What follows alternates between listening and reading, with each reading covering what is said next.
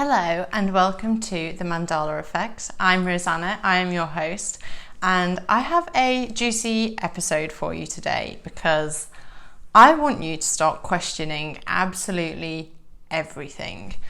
This has come about because I have been thrown some experiences that have made me start to question a lot, and I'll go into that in a minute. But what I've also been seeing is people buying into this belief and this illusion that they are powerless and that they're victims and that life just happens to them. And that's fine. If you want to believe that, that's okay. Ask yourself if it's the truth, if that's really true. Am I really powerless? Because for me, the truth is no, we're not powerless. We are so powerful. You're literally powerful beyond measure. We can't even comprehend how powerful we are in this human life. But the way we can start to embrace that power and step into that power is by questioning things and getting curious, questioning what you've been told, questioning what you read in the news, question what you see on social media. Just because somebody is in a supposed position of authority, it doesn't mean that they know what your truth is. And this isn't about what is fact and what is not fact. This is about what the truth is for you. Because you have the power to choose how this life goes for you. You have the power to believe what you want to. You have the power to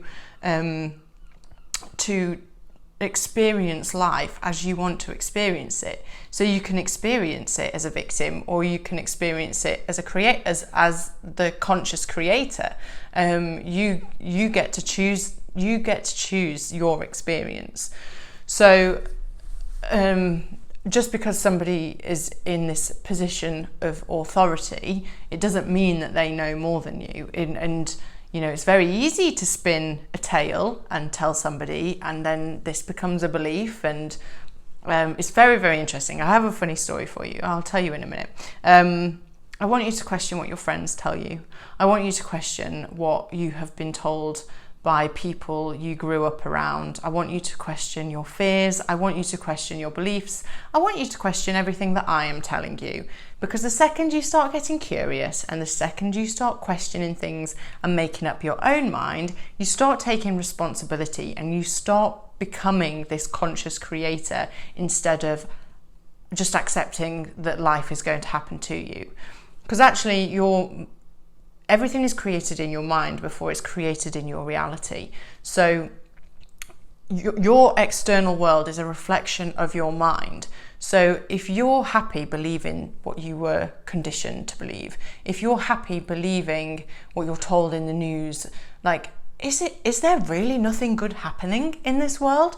That all the news can tell us is just shit, basically, is all just misery? Is there nothing happy about this planet?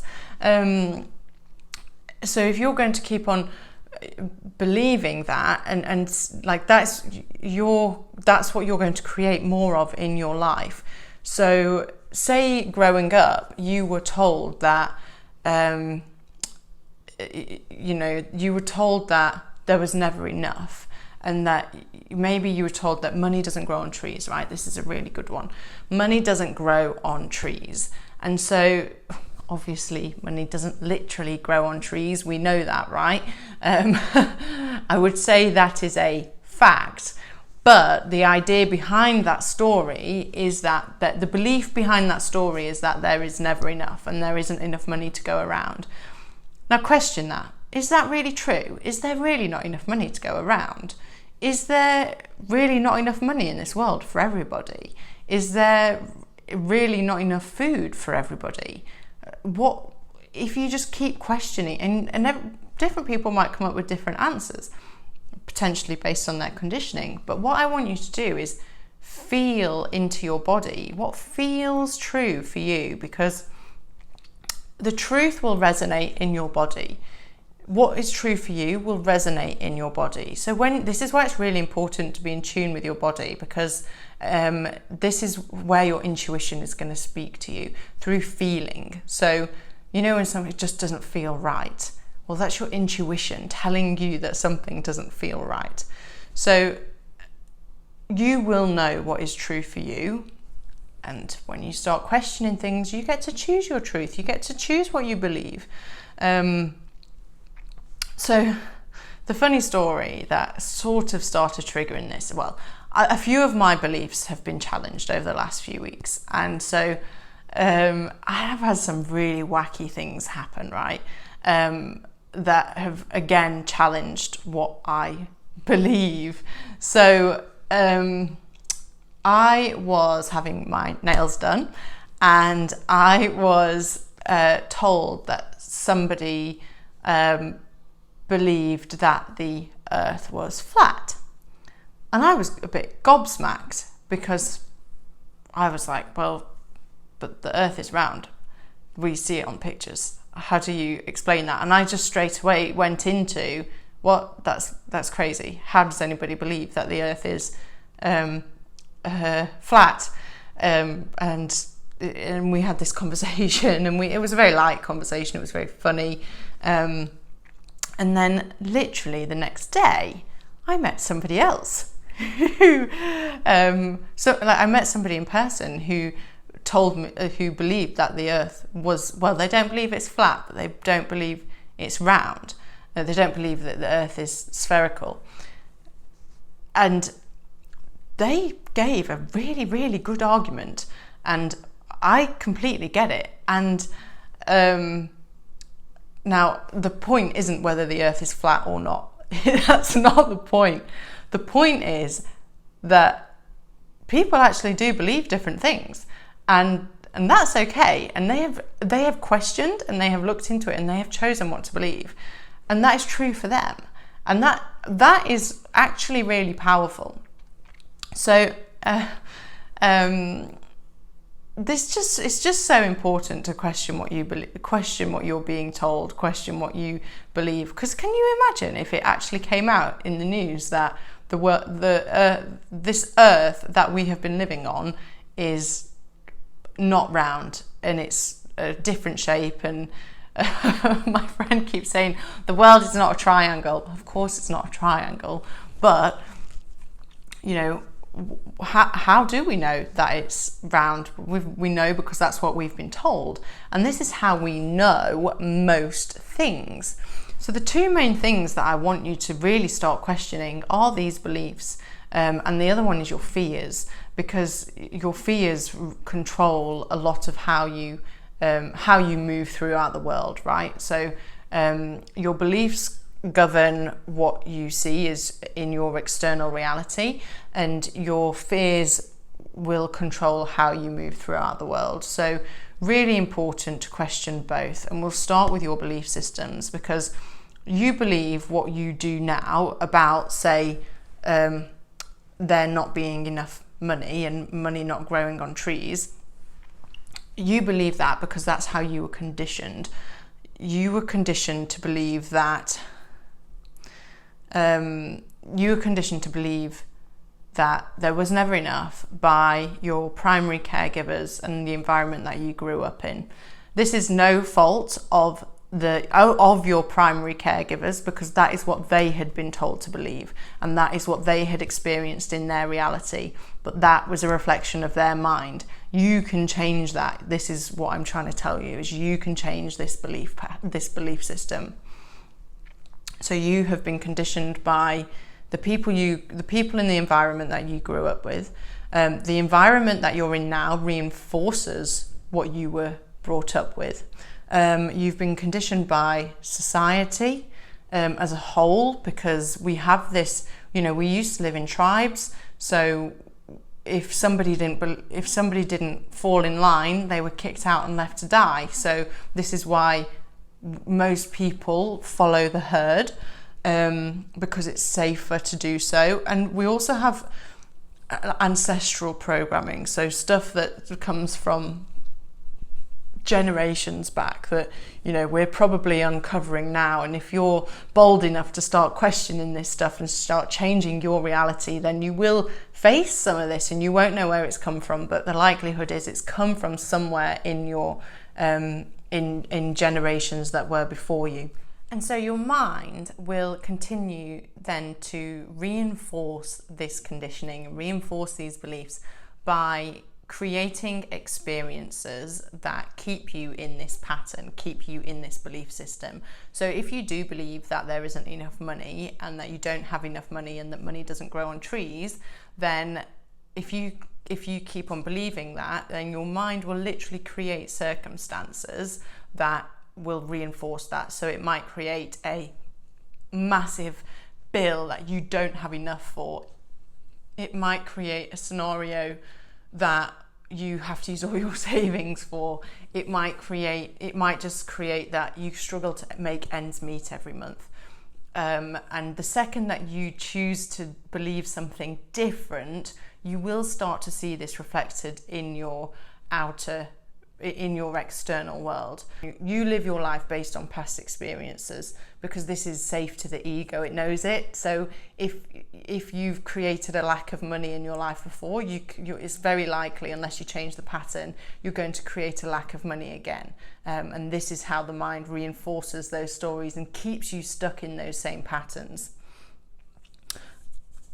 And so what I want you to start questioning with your beliefs is, where did these beliefs come from? Who told you these beliefs? Why did they believe those beliefs? Who made them up in the first place? Who made up the saying that money doesn't grow on trees, and how did it become popular? And who told you this? Are they a reliable source? Have you felt this in your body? Have you sat and meditated and asked yourself, is there enough money on this planet, in this reality, for me? Your answer will most probably be, yes, there's more than enough. Because the truth of this particular subject is, you are infinite abundance. There is nothing else. You are an energetic being, and as this energetic being, you are one with Source. Source is energy, and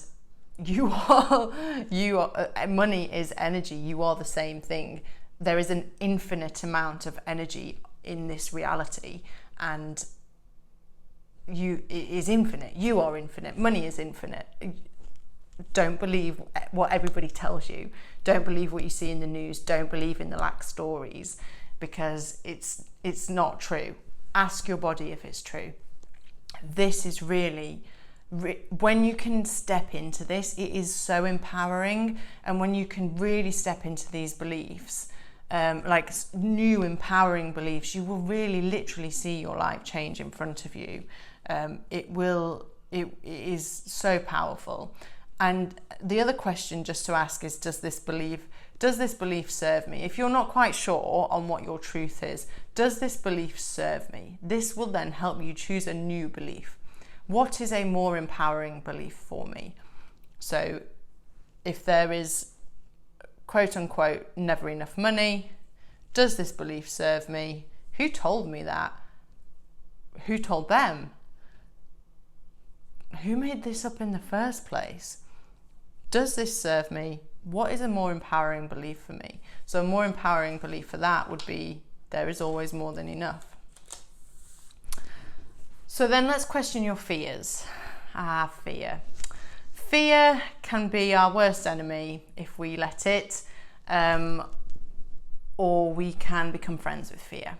I would rather be friends with my fear and not let my fear push me into a corner. And nobody puts baby in a corner, push me into a corner, and never let me be seen and never let me live to my full potential. I know which one I choose. Fear is just a safety mechanism. So it is a safety mechanism like created by your ego to keep you safe. You know, when we were living in tribes, we would be scared to step out of line. So because if we stepped out of and believed something different, because if we believed something different, then we'd be kicked out and left to die, right? So fear is trying to keep you safe. But We don't live in tribes anymore. If one tribe kicks you out, another tribe will take you in. This isn't a problem that we face in today's society. Yet we're still living as if it is. We still have the beliefs as if it is. But the ego and the fight or flight survival instinct is how humanity evolved. This is how we are where we are today. Well done. Look, we're here. We're winning, yeah? But it just doesn't serve us really anymore. It's prehistoric. When we start moving into these empowering beliefs, and when we start to consciously create our reality and step into our true self, we do transcend the ego. We transcend these fears by learning to love them, by learning to love, accepting them, learning to love them, and choosing something different, choosing that new way of being.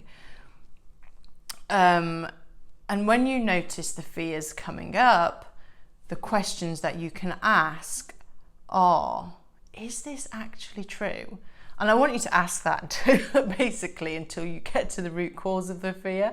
Is this true? Well, until is this actually true? And then your ego will pop something up. It'll give you a piece of evidence. Is that actually true? It'll give you another piece of evidence. So let's use the money one for example as an example. So I'm scared that I don't have enough money to pay my rent next week. Is that actually true?